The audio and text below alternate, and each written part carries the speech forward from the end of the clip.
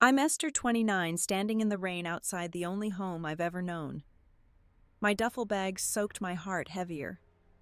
Dad's voice still burns. "You're a failure." The door slammed, locking me out. His words tearing through years of trying to make him proud. A neighbor's pitying stare stings worse than the cold. Where do I go now? I'm walking away, determined to find my worth, even if it's just a flicker in this storm. Have you ever felt cast out? Share where you're watching from, and if this hits home, please like and subscribe. The motel room smelled of stale cigarettes and damp carpet. I sat on the edge of a lumpy bed, my damp clothes clinging to me, the neon sign outside buzzing like a trapped fly. My phone glowed in the dim light, 127.32 in my account. Enough for maybe 3 nights here if I skipped meals. My fingers hovered over Judith's name in my contacts. She was my older sister, the one who always had my back. Or so I thought. I hit call, my stomach twisting. "Esther." Her voice was sharp, like she'd been expecting bad news. "Where are you?"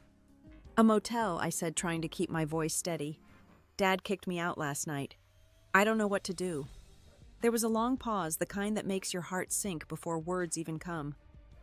"I'm sorry," she finally said, "but Dad told me not to get involved. He said you need to figure this out on your own." I gripped the phone tighter, my breath catching. "Judith, he called me a failure. Threw me out in the rain. You're my sister. You can't just leave me here." "I'm not leaving you," she snapped, but her voice cracked. "It's complicated, Esther. Dad's been upset.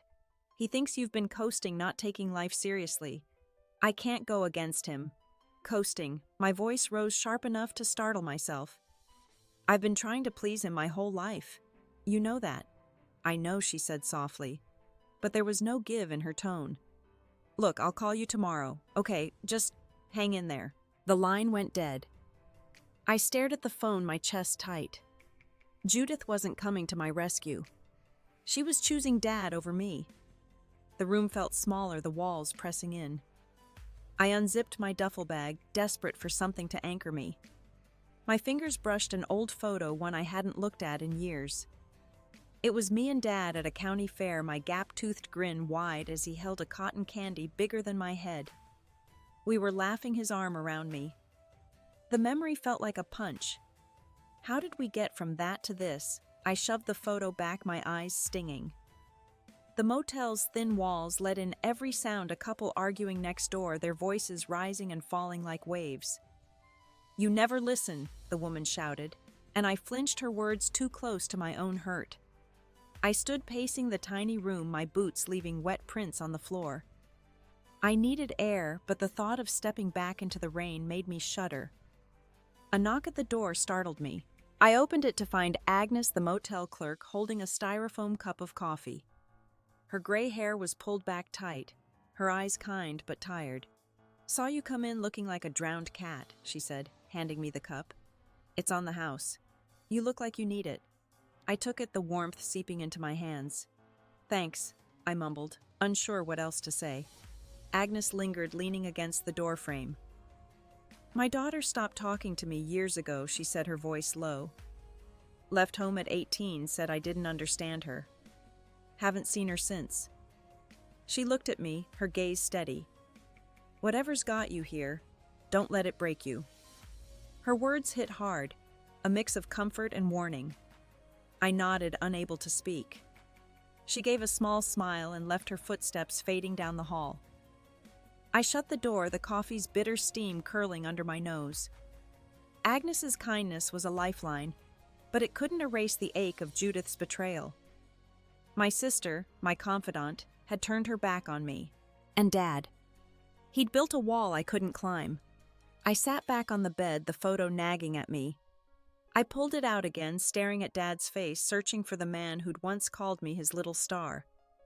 Was he gone for good? Or was I the one who'd failed him? The questions swirled, each one sharper than the last, and I knew I couldn't stay in this room forever. But where could I go when my own family had shut me out?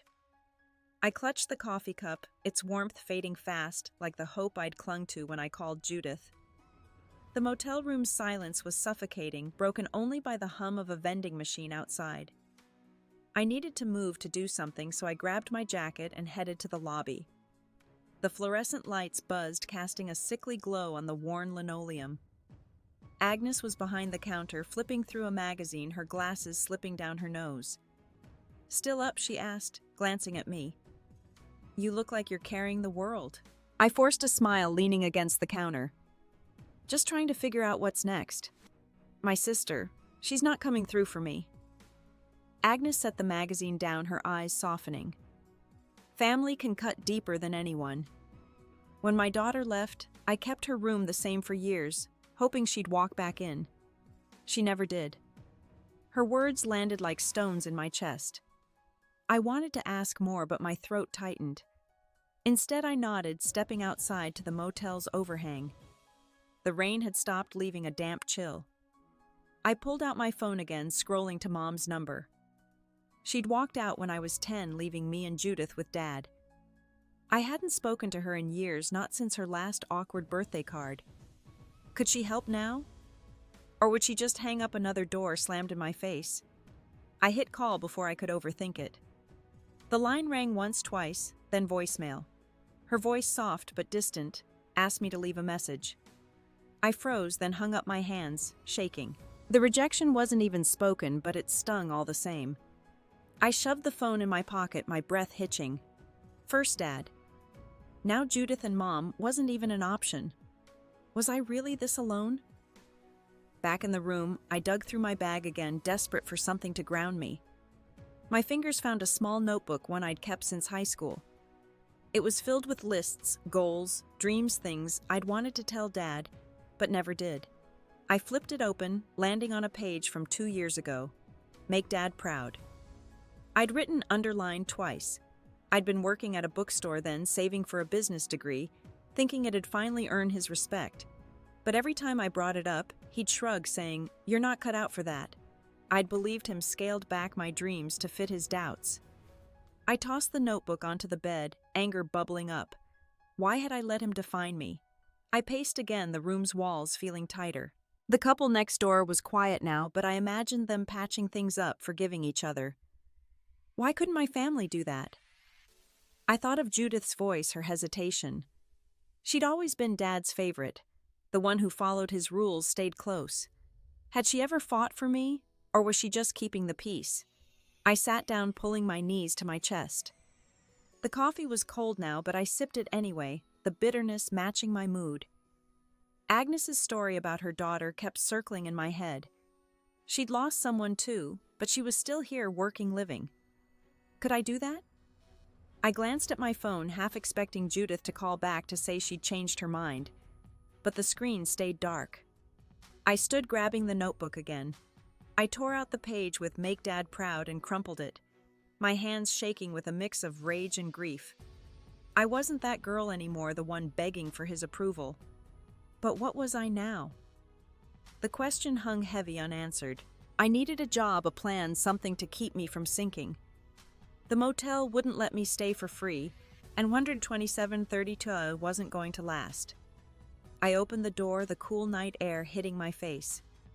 Somewhere out there, I had to find a way forward, even if my family had left me behind. The diner smelled of burnt coffee and fryer grease, the kind that clung to my hair and clothes, no matter how much I scrubbed. I'd landed the job 2 days after that motel night, my hands still trembling from Judith's rejection as I filled out the application. Now, a week in, I was wiping down sticky tables, my sneakers squeaking on the checkered floor. The breakfast rush was brutal, customers snapping their fingers, demanding refills like I was invisible. My feet throbbed, but I kept moving, desperate to keep this job. It was all I had. My boss, Harold, a wiry guy with a permanent scowl, hovered near the counter, barking orders. "Esther, move faster."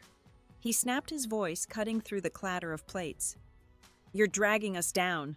I nodded, swallowing the urge to snap back. His words echoed Dad's, sharp and accusing, like I'd never be enough. I grabbed a coffee pot, weaving through tables, my jaw tight. At the break room during my 10-minute break, I slumped against a wall, my apron stained with ketchup. The door swung open and Brenda, a waitress with tired eyes and a quick smile, walked in. She was maybe a few years older than me, her dark hair pulled into a messy bun. "Rough day?" she asked, tossing me a bottle of water. "Rough life," I muttered, catching it. I didn't mean to spill, but the words came anyway. My dad kicked me out. Called me lazy. Now my sister's acting like I'm the problem. Brenda sat across from me, her expression softening. Families can be brutal. Mine cut me off when I was 19. Said I was a disgrace for dropping out of college. She leaned forward, her voice low. "You know what I learned? They don't get to decide who you are." Her words hit me hard, stirring something I couldn't name. I wanted to believe her, but the weight of Dad's voice was heavier.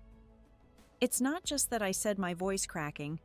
"I heard from a friend that Dad's been telling everyone I'm ungrateful, that I never tried. Judith's backing him up, spreading it like it's true." Brenda's eyes narrowed. "That's low. My brother did the same, twisted everything to make me the bad guy." "You gotta keep going, Esther. Prove them wrong." I nodded, but my chest ached. Prove them wrong how I was barely scraping by, living off tips and cheap motel rent. I stood ready to head back to the floor when I noticed a folded piece of paper in my apron pocket. It was a letter, old and creased, my name written in Dad's blocky handwriting. I froze, my heart pounding. When had this gotten here? I must have stuffed it in my bag that night and forgotten. I unfolded it, my hands unsteady. It was dated 5 years ago, when I was still in community college, dreaming big. "Esther," it read, "you've got a fire in you. Don't let anyone dim it. I'm proud of you." My breath caught. Proud.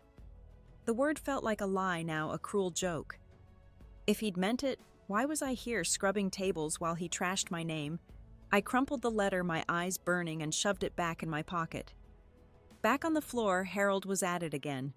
"Esther, you're slacking," he yelled across the diner, loud enough for customers to turn. My face flushed, anger simmering. I wanted to scream that I was trying, that I was caring more than he could ever know.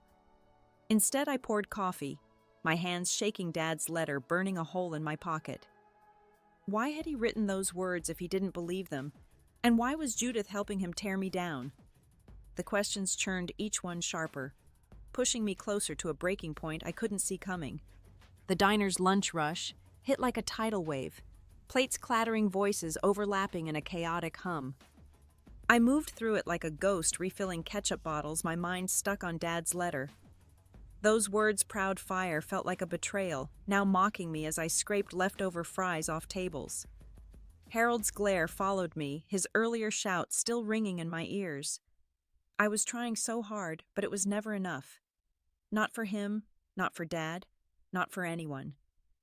As I cleared a booth, a customer's phone call caught my attention. "She's just ungrateful," the man said, his voice low but sharp.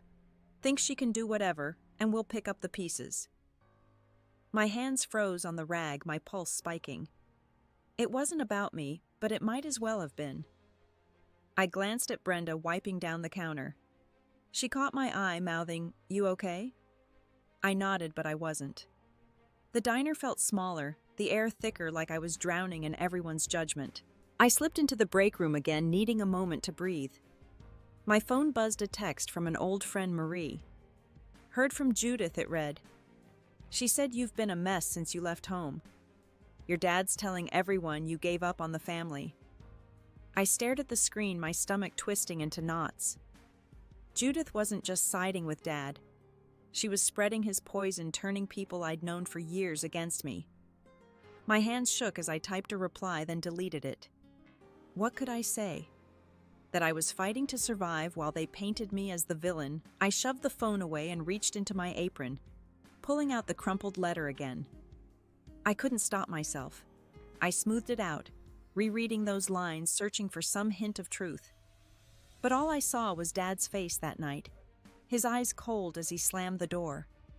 How could he write this and then call me a failure? The contradiction clawed at me, tearing open old wounds. I'd spent years chasing his approval, taking every criticism to heart, thinking, if I just worked harder, he'd see me. Now I was here barely holding on while he and Judith rewrote my story. The break room door swung open and Harold stormed in. "Esther, you're on thin ice," he barked, his face red. "Customers are complaining about slow service. Get it together or you're out." I opened my mouth to explain, but he cut me off. "No excuses. Do your job." He left the door, slamming behind him. My chest tightened, a sob catching in my throat. I couldn't lose this job, not now, not when I had nowhere else to go. I stood wiping my eyes and caught my reflection in a cracked mirror on the wall. My eyes were red, my hair a mess, my face drawn from exhaustion. Was this who I'd become? The girl Dad called lazy, the one Judith said was a mess. I wanted to scream to tell them they were wrong, but doubt crept in, heavy and relentless. What if they were right? What if I was the problem all along? Brenda poked her head in, her voice soft. "Esther, you need to get back out there. Harold's watching." I nodded, wiping my eyes. But as I stepped toward the door, a customer at the counter caught my eye. An older man, Eugene, was watching me, his expression kind but curious. He slid a $20 bill across the counter as I passed a note tucked underneath. "Keep going," it read in shaky handwriting.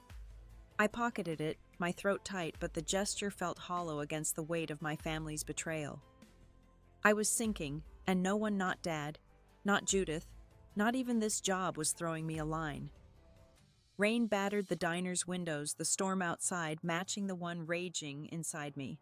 I was halfway through a double shift, my apron soaked from a spilled soda, my hands raw from scrubbing dishes. Harold's threat to fire me hung heavy, but it was Dad's letter still tucked in my pocket that cut deeper. I was wiping down a booth when a man in a crisp suit walked in, shaking off his umbrella. He looked out of place among the truckers and regulars, his polished shoes clicking on the floor.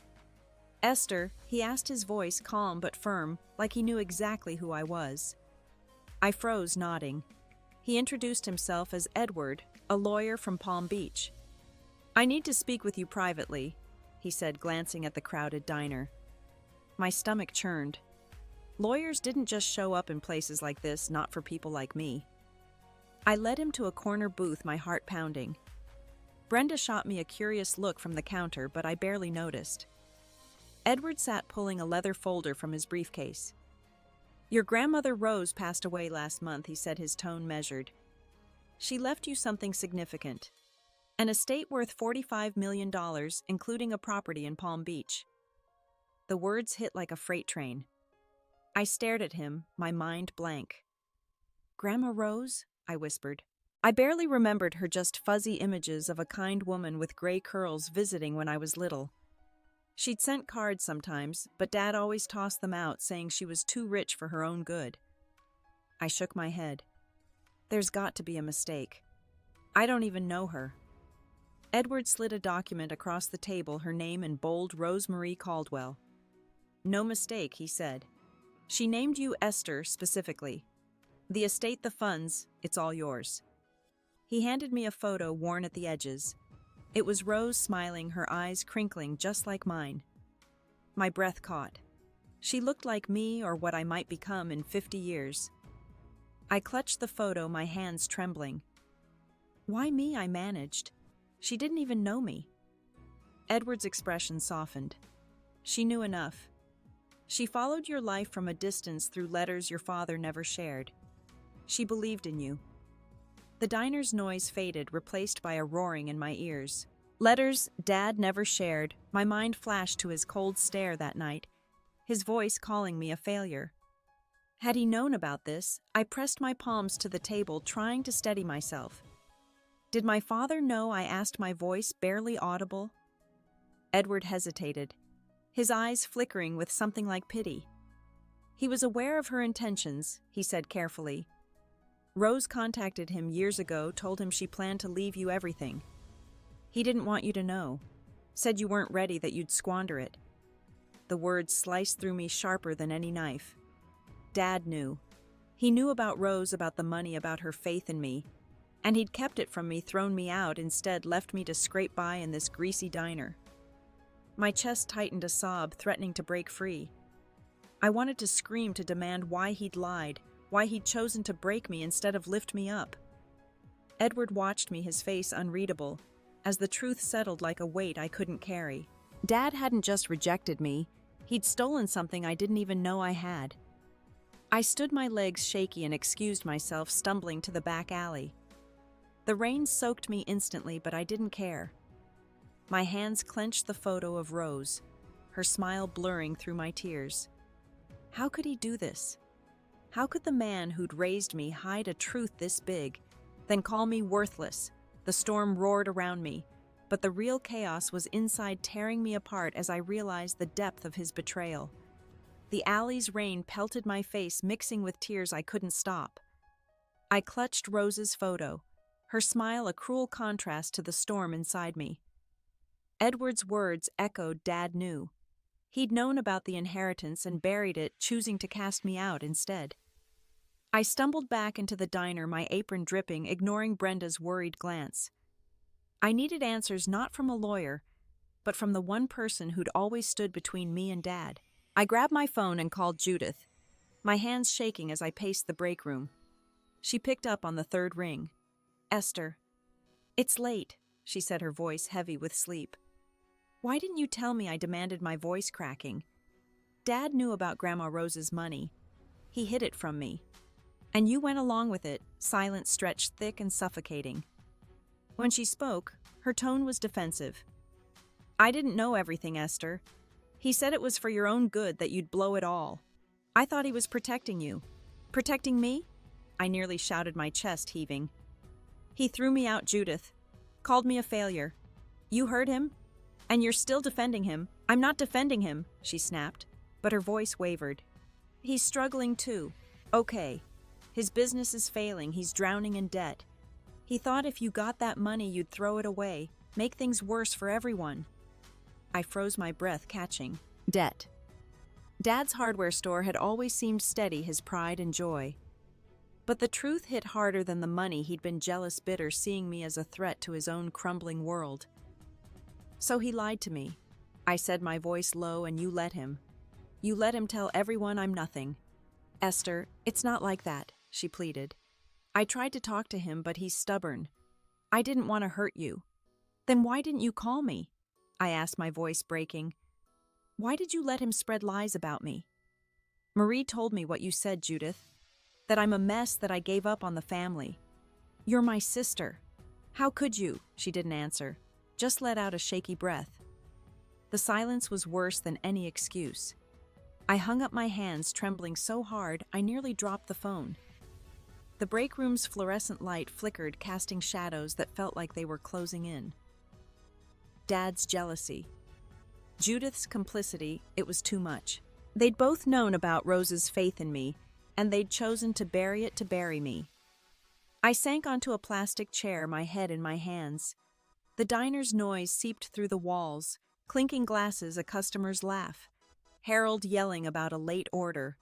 It all felt distant, like I was underwater. I thought of Rose, a woman I barely knew, believing in me when my own family didn't.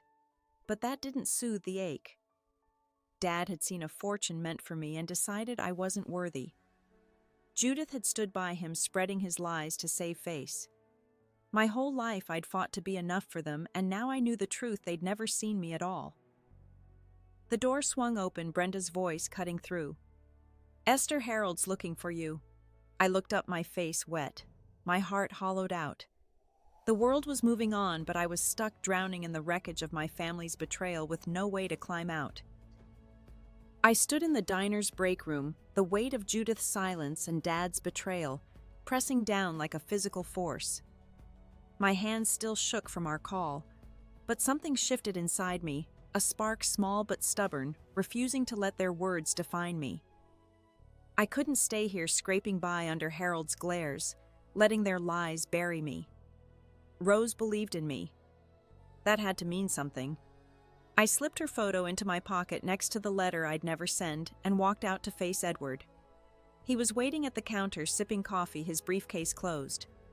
"I need to see it," I said, my voice steadier than I felt. "The estate, the documents, all of it. I need to know this is real." Edward nodded like he'd expected it. "I'll arrange a visit tomorrow," he said. "The property's in Palm Beach. We can go over everything there. The next morning, I called in sick to the diner, ignoring Harold's grumbling voicemail. I met Edward at a sleek office in Palm Beach, the kind of place that smelled like money and polish. He spread out papers on a mahogany desk, deeds, bank statements, a will with my name in bold. "Rose was meticulous," he said, pointing to her signature. "She wanted you to have this life, Esther." I traced her handwriting, my throat tight. It was real. $45 million a mansion, a chance to start over. But it didn't erase the ache of Dad's secrecy or Judith's betrayal. Edward drove me to the estate, a sprawling property hidden behind iron gates and palm trees. The mansion loomed all white stone and glass, its windows catching the morning sun. I stepped out, my sneakers scuffing the gravel drive, feeling like an intruder in a world I didn't belong to.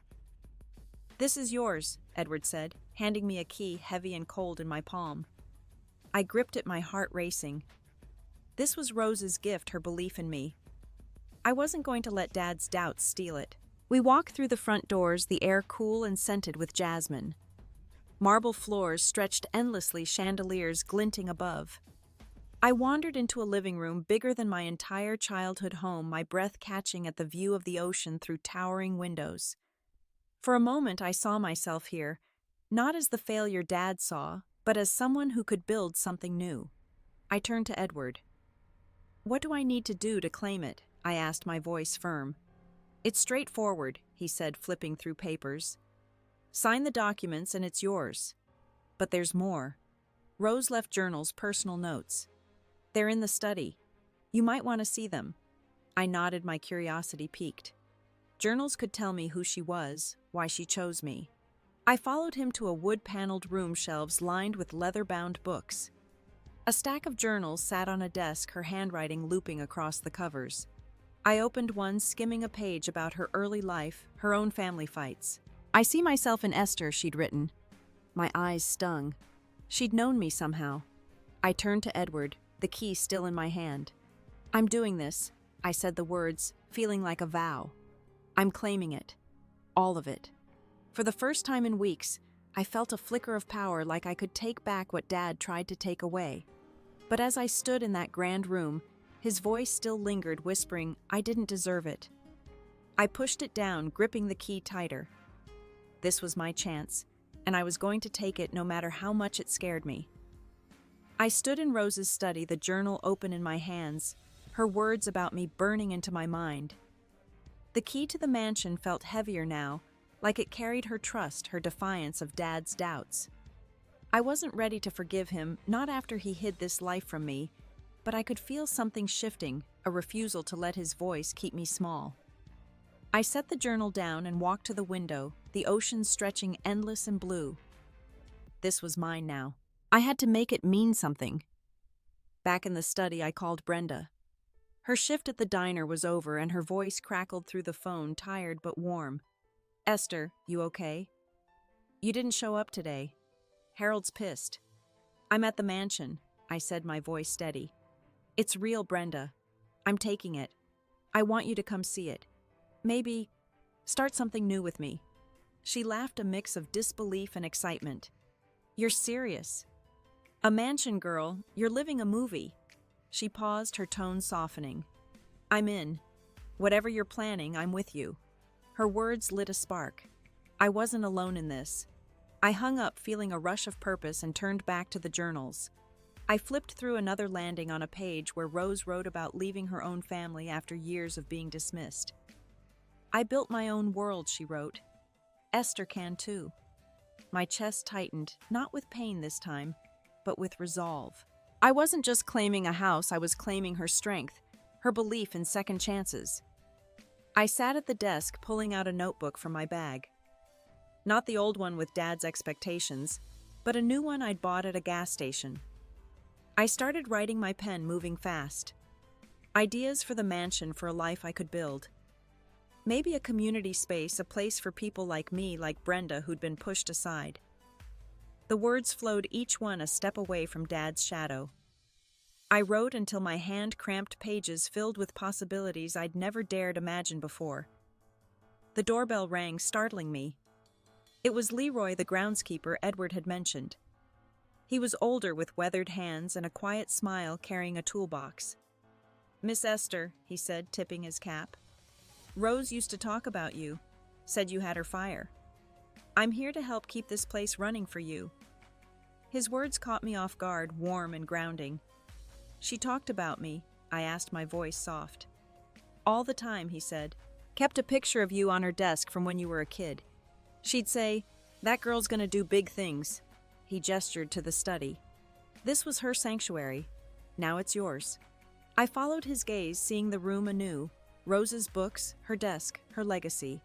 I nodded, a lump in my throat. "Thank you, Leroy. I'm going to make her proud."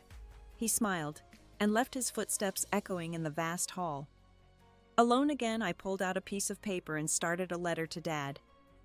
Not the angry one I'd written in my head 100 times, but something different. "You were wrong about me," I wrote, my pen steady.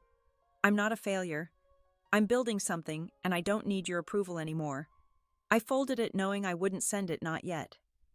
It wasn't for him, it was for me, a line drawn in the sand. I stood, slipping the letter into my pocket, and walked to the study's door. The mansion stretched out before me, quiet, but alive with possibility. I took a deep breath, my fingers brushing the key in my pocket. This was my stand, my first real step. I wasn't running anymore. I closed the door behind me, the click soft but final, a promise to myself that I was done letting anyone else write my story.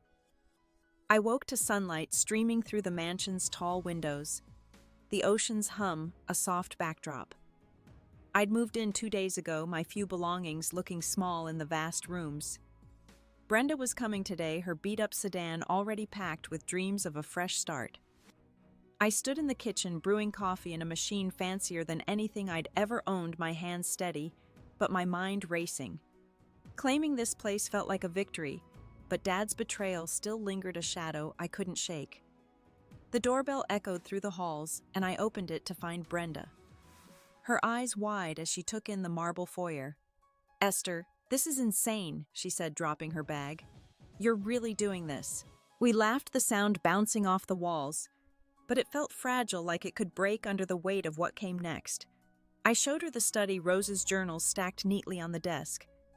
"I'm thinking of turning part of this place into something for the community," I said. "Maybe a center for people who need a second chance."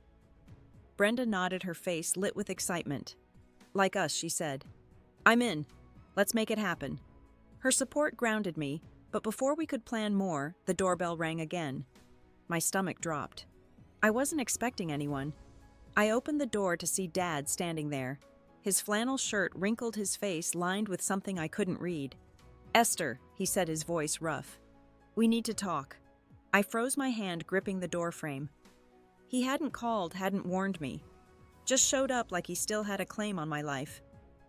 "What do you want?" I asked, my voice colder than I meant.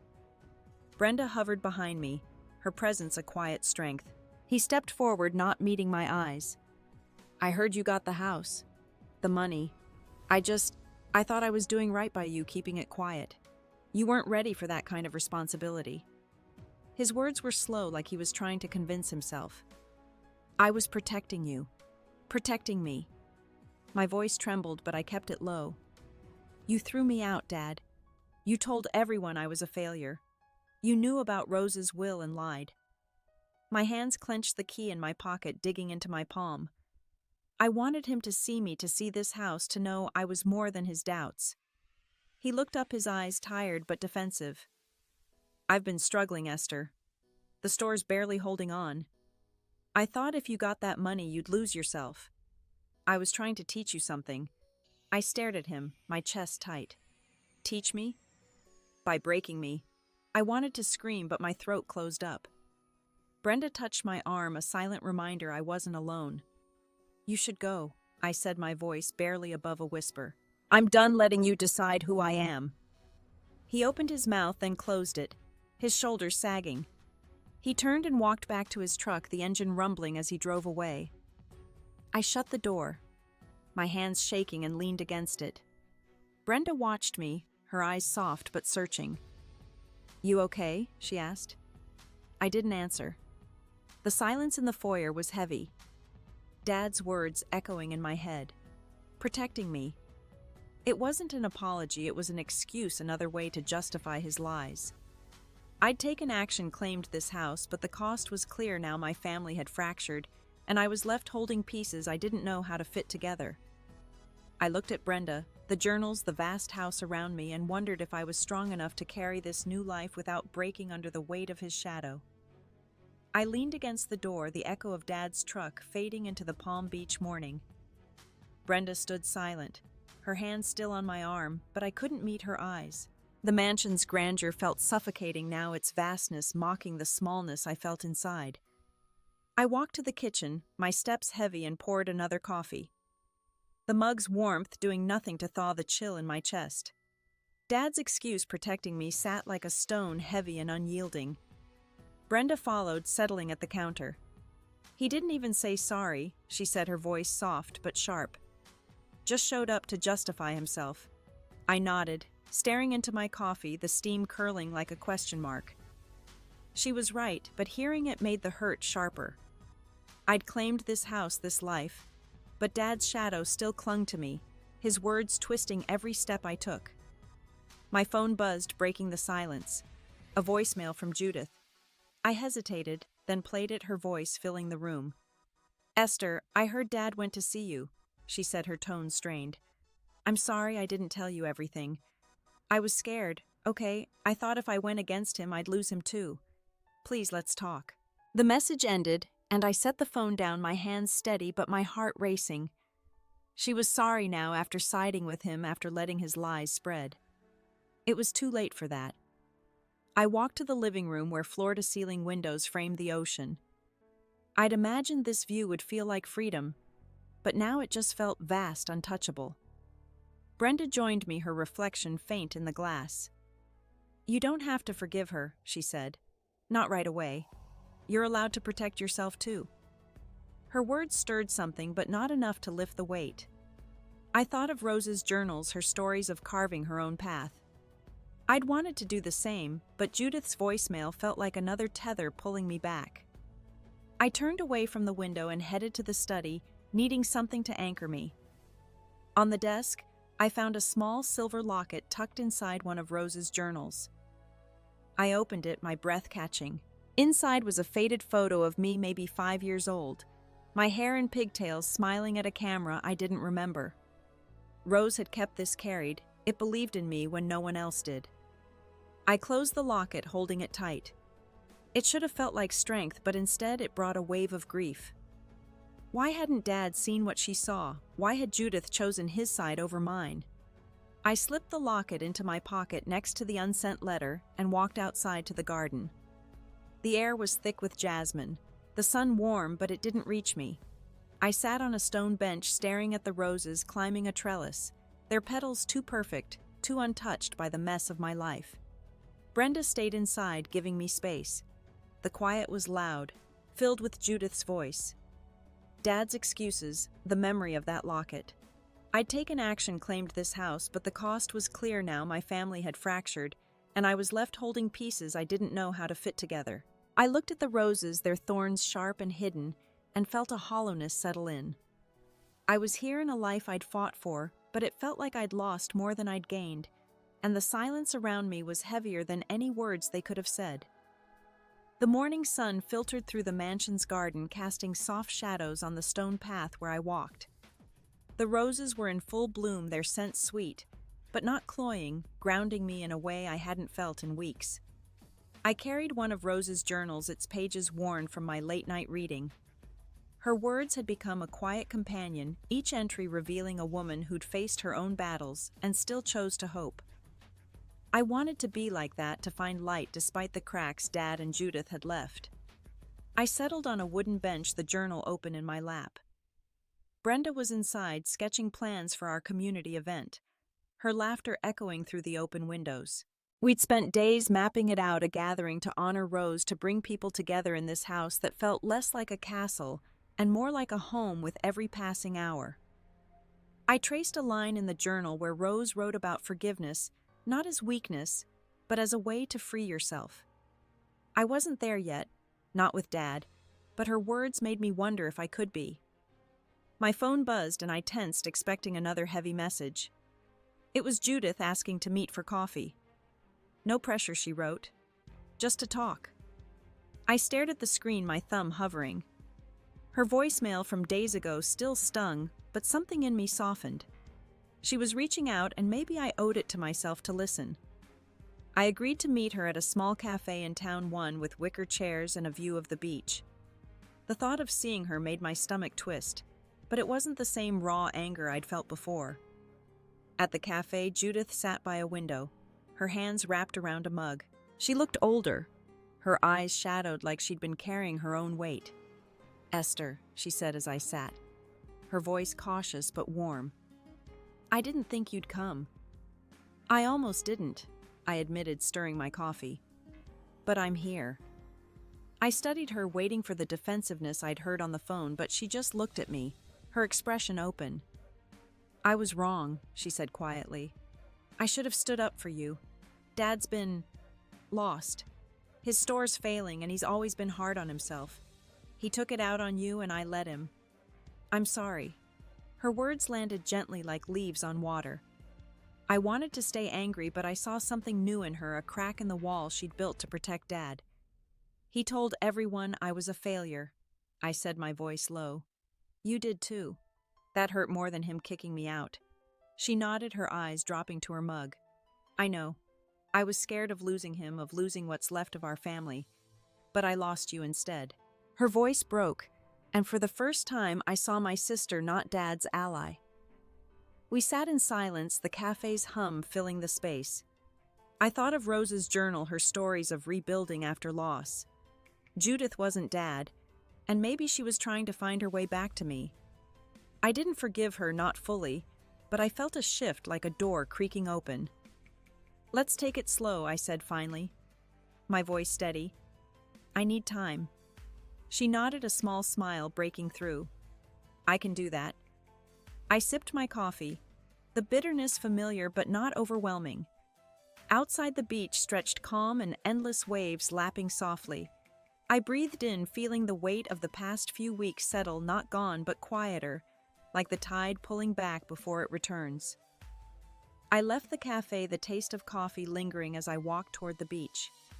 The sand was cool under my sneakers, the waves a steady rhythm against the shore.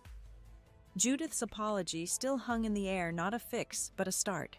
I didn't feel whole, not yet, but the jagged edges of my anger had softened like stones worn smooth by the tide. I carried Rose's journal in my bag, its weight a quiet reminder of the woman who'd seen me when no one else did. I found a spot near the water, sitting cross-legged on the sand. The horizon stretched wide, a line between what was and what could be. I opened the journal to a new page, one I hadn't read yet. Rose's handwriting was careful, deliberate. "I dreamed of Esther last night," she wrote. She was standing tall, her own light shining through the dark. She doesn't need anyone's permission to be enough. My eyes stung, but I didn't cry. Her words felt like a hand reaching across time, steadying me. I thought of Dad, his tired face at my door, his excuses. Judith had said he was hurting too, carrying wounds from a childhood he never shared. I didn't want to forgive him, but I could see him differently, not as the man who broke me, but as someone broken himself. It didn't erase the pain, but it loosened its grip, letting me breathe a little deeper. Brenda called, her voice bright through the phone. "The event's coming together," she said. "Connie's almost done with the mural.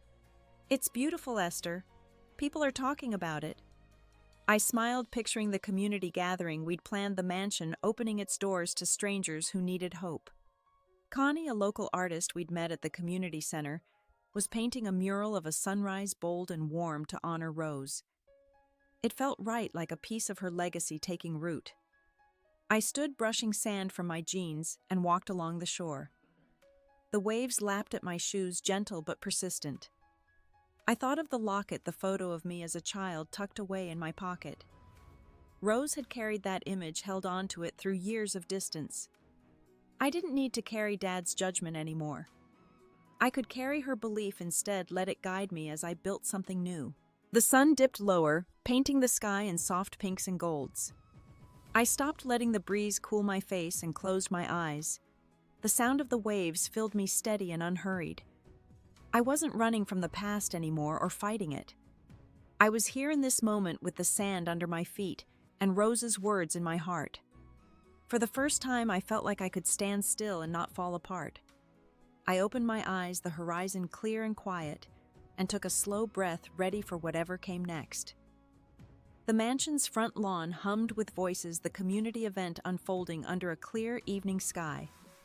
Tables lined the grass covered with white cloths and trays of sandwiches, lemonade sweating in glass pitchers. Connie's mural glowed on the garden wall, its sunrise bursting with oranges and purples, a tribute to Rose that drew murmurs from the crowd. I stood near the steps, watching strangers mingle their laughter, soft but alive. Brenda moved among them, passing out flyers for the community center. We'd fund her smile brighter than I'd ever seen. I wore a simple dress, one I'd found in a local shop, its soft blue fabric a far cry from my old diner apron. My hands fidgeted, unused to being empty, but I felt steady-rooted. A woman named Marilyn, the community center volunteer, approached me, her gray hair catching the lantern light. "Esther, this is incredible," she said, gesturing to the crowd. "You're giving people hope just like Rose would have wanted."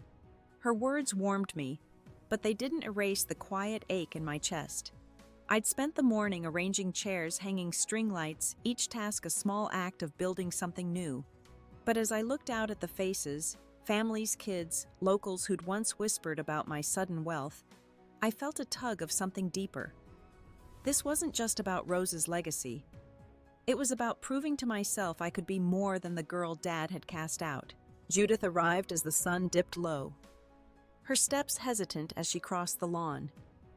I hadn't seen her since our coffee meeting, but we'd texted short messages that felt like testing the ground between us. She wore a yellow sweater, her hair loose, and when she reached me, she didn't speak, just pulled me into a hug. It was brief but real, her arms tight like they were making up for lost time. "I'm proud of you," she whispered, pulling back to meet my eyes. "I mean it." I nodded, my throat tight. "Thanks for coming," I said, my voice low. We stood side by side, watching a group of kids chase each other near the mural, their laughter cutting through the evening air. Judith didn't mention Dad, and I didn't ask. His letter had arrived yesterday, handwritten, left in my mailbox without a knock. I was wrong, he'd written his words plain. "I let my own fears hurt you. I don't expect forgiveness." I'd read it once, then tucked it away, not ready to respond, but not burning it either. Marilyn joined us, carrying a plate of cookies. "These kids remind me of you, Esther," she said, her eyes crinkling. "Full of fight, even when the world's heavy." I smiled, thinking of the scholarship fund I'd started using Rose's money to help kids like them. It wasn't grand or flashy, just a quiet promise to give others the chance I'd almost lost. As the crowd thinned, I slipped away to the porch, the air cool against my skin. The stars were out sharp and countless, and I leaned against the railing, letting the night settle around me. I'd built this moment, this place, where people could gather, heal, start over. It wasn't perfect, and neither was I, but it was mine. I closed my eyes, the hum of voices fading, and felt the weight of the past month lift just a little, like a breath I'd been holding too long. I stepped off the porch, the grass cool under my feet, and walked toward the garden where Connie's mural caught the last of the lantern light. The event was winding down, only a few voices lingering in the night. I stopped by a small fountain, its water trickling over smooth stones, a sound so gentle, it felt like it could wash away the last of my jagged edges. I'd spent weeks carrying Dad's words. Judith's silence, the weight of a life I didn't choose. But here in this moment, I felt something new, a quiet strength, not loud or defiant, but steady like the fountain's endless flow. I thought of the kids who'd run across the lawn earlier, their faces bright with possibility. One of them, a girl with braids and a gap-toothed smile, had slipped a drawing into my hand before she left. It was a house, simple crayon lines with a big red heart above it. "This is your home," she'd said, her voice shy but certain. I'd tucked the drawing into my pocket next to Rose's locket, and now standing here, I felt their weight together, a reminder that home wasn't just a place, but a feeling I was learning to build inside myself. Marilyn found me by the fountain, her steps slow as she carried a folded blanket. You've done something real here, Esther, she said, her voice warm. This place. It's more than a house now. It's a beginning. I nodded my eyes on the water. She was right. The scholarships, the community center, this event, they were my way of turning pain into something that could grow. Not to prove Dad wrong, but to prove to myself I was enough. I thought of his letter still unread since that first glance. I didn't need to open it again to know what it held: his regret, his excuses, his version of love that had hurt more than it healed. I wasn't ready to forgive him, and maybe I never would be. But I didn't need his approval anymore. Rose had seen me, Marilyn saw me, that little girl with the drawing saw me. And slowly I was starting to see myself not as the failure Dad named, but as someone who could keep going even when it hurt. I sat by the fountain, the drawing in my hand, its colors faint in the moonlight. The lesson wasn't grand or neat. It was simple. Hard-earned my worth. Wasn't tied to what others thought, not Dad's anger, not Judith's hesitation, not even Rose's faith. It was in the choices I made now, the small steps I took to build a life that felt true. I folded the drawing carefully, slipping it back into my pocket, and looked up at the stars. They were bright, unyielding, a map of light I could follow. What's the moment that made you realize your own worth? I'd love to hear your stories in the comments. It's those connections that keep us going. If this story touched you, please like and subscribe to join me on this journey. Share it with someone who needs to hear it. Thank you for being here, for listening, and for carrying your own light. Here's to finding peace one step at a time.